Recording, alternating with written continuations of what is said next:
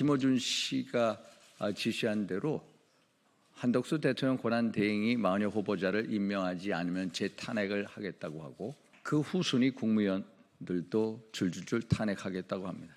이것이야말로 민당발 입법 쿠데타입니다. 김어준 씨가 뉴스 공장장이 아니라 내란 공장장이고, 윤상현 의원입니다.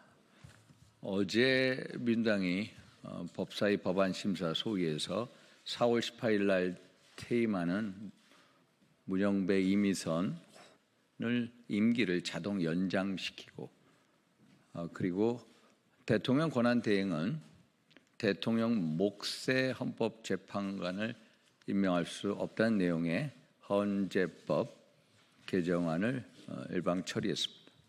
이는 대통령의 헌재 구성권, 헌법기관의 구성권을 침해하는 초헌법적, 우현적 법률안이자 민당발 입법 독재를 자행하겠다는 것입니다.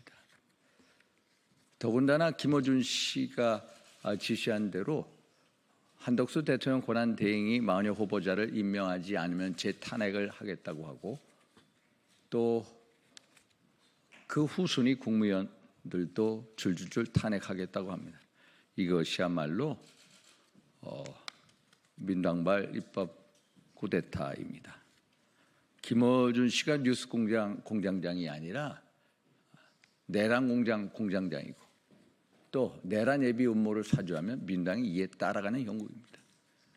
그런데 형법 87조, 91조에 나와 있는 내란이라는 것에 대한 정의를 보면은 이런 식으로 정부를 무정부 상태로 만들고 또 헌법상에 있는 기관을 사실상 본인들이 특정하는 대로 결론을 내고자 하는 게 결국 헌재의 원래 목적의 권능 행사를 불가능하게 하는 것이다.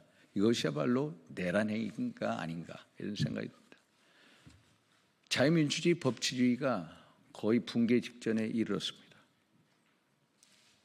민당의 폭주 막아내야 됩니다. 민당발 폭주를 막아내지 못하면 대한민국의 치명적 위협이 될 수밖에 없습니다. 그래서 지금 국정의 최고 책임자인 한덕수 대통령 권한대행께서 결단해야 됩니다. 후임자 문영배 이미선 후임자 지명 절차 빨리 개시해야 됩니다. 그리고 지금 민당에 대한 위헌 정당 해산 심판 청구가 청원이 70만 명이 넘고 있습니다. 그래서 정말로 민당이 위헌 정당인지 아닌지 심사숙고해서 고려해 봐야 합니다. 아시다시피 민당은 2018년 헌법 개정 시도 때 헌법 전문가 사조에 나와 있는 자유민주적 기본 질서에서 자유를 삭제한 바 있습니다. 또 문재인 정부 때 중고교 역사교과서 집필 기준에서 자유민주주의의 자유를 빼버렸습니다. 그리고 지난 과거 총선에서 위헌 정당 또 종북 정당으로 낙인 찍힌 통신당 과거 세력들의 국회 진출을 선거 연합이라는 명목으로 도운 바 있습니다. 또 이재명 대표는 김성울 쌍방울 회장과 공모하여서 결국은 북한에다가 경기도 스마트팜 비용 500만 달러, 방북 비용 300만 달러를 지불한 적이 있습니다. 결국 이게 유엔 안보리 결의안, 벌크 캐시를 주면 안 된다는 결의안 위반이고 지금과 같이 남북 관계가 대처하고 있는 상황에서 이적 행위를 한 것이나 다름이 없습니다. 더군다나 민당은 다수의 폭정을 통해서 사실상 윤석열 정부를 무너뜨리는 내란 행위를 자행해 왔습니다. 30차례 넘는 30차례 가까운 줄탄핵을 자행을 해왔고 그리고 이재명 대표를 수사한 검사를 탄핵을 했고 또 헌정사상 처음으로 감사원장을 또 탄핵을 했습니다.